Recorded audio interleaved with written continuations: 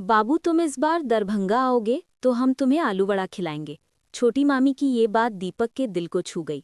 पटना से बीएससी की पढ़ाई पूरी होते ही दीपक की पोस्टिंग भारतीय स्टेट बैंक की सकरी ब्रांच में कर दी गई। माता पिता का लाडला और दो बहनों का इकलौता भाई दीपक पढ़ने में तेज था।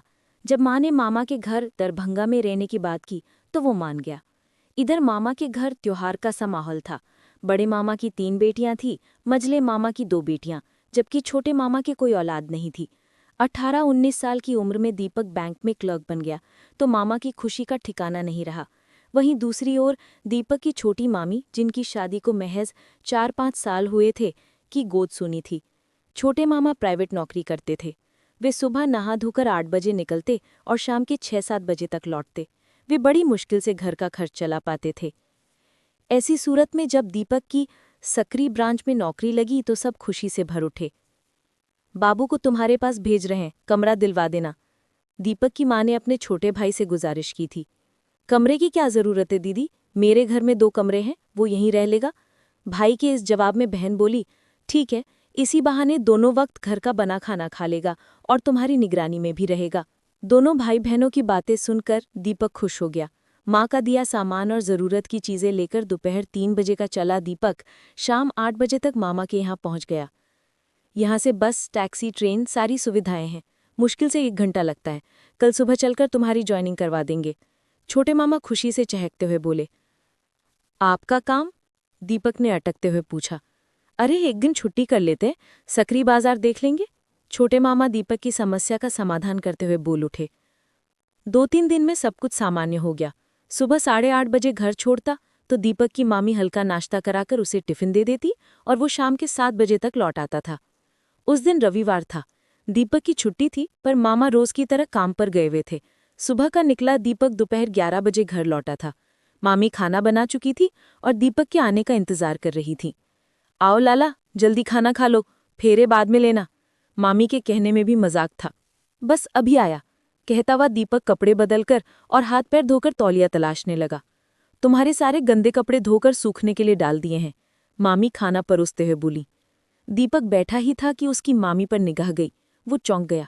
साड़ी और ब्लाउज में मामी का पूरा जिस्म झांक रहा था, खासकर दोनों उभार। मामी ने बजाय शर्माने के चोट कर दी।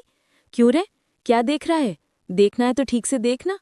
अब दीपक को अजीब सा महसूस होने लगा। उसने किसी तरह खाना खाया और बाहर निकल गया। उसे मामी का बर्ताव समझ में नहीं आ रहा था। उस दिन दीपक देर रात घर आया और खाना खाकर सो गया।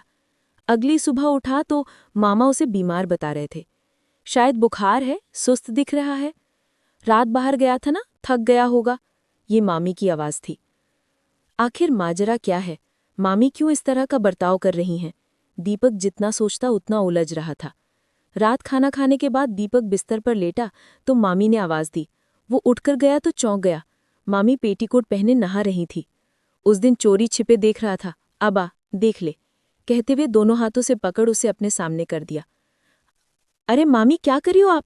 कहते हुए दीपक ने बाहर भागना चाहा, मगर मामी ने उसे नीचे गिरा दिया। थोड़ी देर में मामी भांजे का रिश्ता तार तार हो गया। दीपक उस दिन पहली बार किसी औरत के पास आया था। वो शर्मिंदा था, मगर मामी ने एक झटके में इस संकट को दूर कर दिया। देख बाबू, मुझे बच्चा चाहिए और तेरे मामा नहीं दे सकते, तू मुझे दे सकता है, मगर ऐसा करना गलत होगा। मुझे खानदान चलाने के लिए औलाद चाहिए।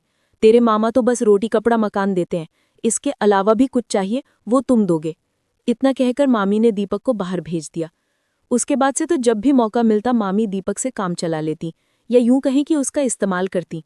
मामा चुप थे या जानबूझकर अनजान थे, कहा नहीं जा सकता, मगर हालात ने उन्हें एक बेटी का पिता बना दिया। उस दौरान दीपक ने अपना तबादला पटना के पास करा लिया। पटना में रहने पर घर से आना जाना होता था। छोटे मामा के यहाँ जाने में उसे नफरत सी हो रही थी। दूसरी ओर मामी एकदम सामान्य थी, पहले की तरह हंसमुख और बिंदास। एक दिन दीपक की माँ को मामी ने फोन किया। मामी ने जब दीपक के बारे में पूछा तो माँ ने झट से उसे फोन पकड़ा दिया। हाँ मामी, प्रणाम, कैसी हो? दीपक ने पूछा तो वो बोली, मुझे भूल गए क्या लाला? छोटी ठीक है? दीपक ने पूछा तो मामी बोली, बिल्कुल ठीक है वो। अब की बार आओगे तो उसे भी देख लेना। अब की बार तुम्हें आलू वड़ा खिलाएंगे, तुम्हें खूब पसंद है ना?